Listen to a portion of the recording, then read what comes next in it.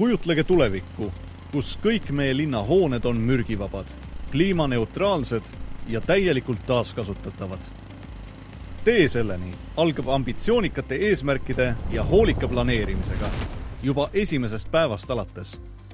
Seaduse miinimumnõuded ei piira mürgiste ainete kasutamist ehitusmaterjalides. Kui omavalitsused lähevad seadusest kaugemale, saavad nad vähendada tulevikus mitte taaskasutatava ehitusjäätme riski. Elutsüklipõhine lähenemine aitab luua eeskujusid, mis kaitsevad nii planeeti kui ka rahva tervist, praegu ja tulevaste põlvkondade jaoks.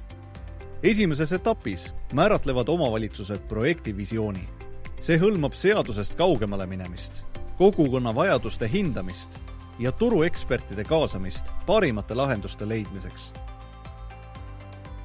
Digitaalne logiraamat on oluline osa kogu ehitusprotsessi jooksul materjalide valiku jälgimiseks. See tagab läbipaistvuse ja võimaldab kõigil osalistel, arhitektidest käsitöölisteni, dokumenteerida, kuidas projekt saavutab säästva arengu eesmärgid. Omavalitsus saab tagada, et logiraamat jääb tööriistaks tulevasteks hooldusteks, renoveerimisteks ja materjalide taaskasutuseks. Projekteerimisetapis peavad arhitektid töötama vastavalt eesmärkidele. Omavalitsus peaks valima jätkusuutliku ehituse eksperdid ja tagama, et hankedokumentatsioon sisaldab nõudeid mürgivabadele, kliimaneutraalsetele ja taaskasutatavatele lahendustele. Selles etapis tehakse kõik lõplikud materjali ja disaini valikud, et tagada kõrgete standardite järgimine.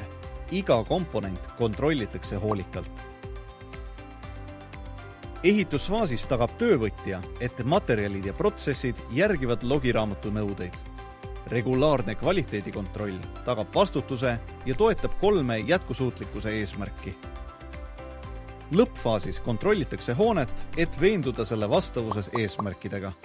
Logiraamat antakse üle omavalitsusele, kes saab seda kasutada tulevasteks hooldusteks, hindamisteks ja taaskasutuseks. Koos ehitame jätkusuutliku tuleviku.